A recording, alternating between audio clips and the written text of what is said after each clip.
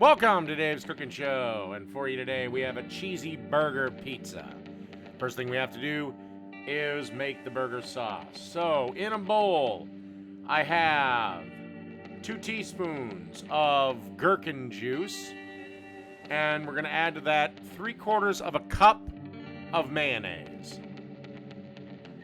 Follow that up by adding a tablespoon of yellow mustard into the mix.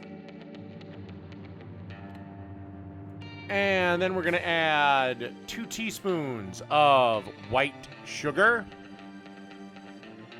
And then we're going to add a 1/2 teaspoon of garlic powder. A 1/2 teaspoon of paprika. 1/2 teaspoon of onion powder. 1/2 teaspoon of white vinegar. All right, and then we're going to add 2 tablespoons of diced gherkins. I really do recommend using gherkins. If for whatever reason you can't find them, pickles are fine. Usually gherkins are available at any large grocery store, actually with the pickles usually. And then we're just going to stir this up and then place it in the fridge at least an hour before we make our pizza.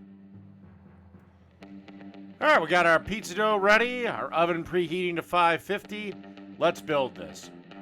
First thing you want to do is take some of that burger sauce we made and spread it on the bottom of the dough and be generous with it. And then we're going to add some mozzarella cheese to this. And then we're going to add some cooked ground beef to this.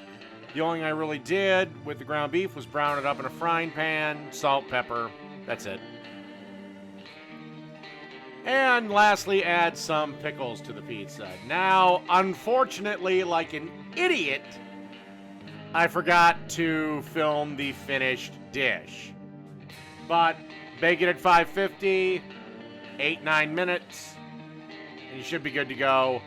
And I guess you can see for yourself. Like I said, it was a complete screw up on my part, but that's CheesyBurger Pizza.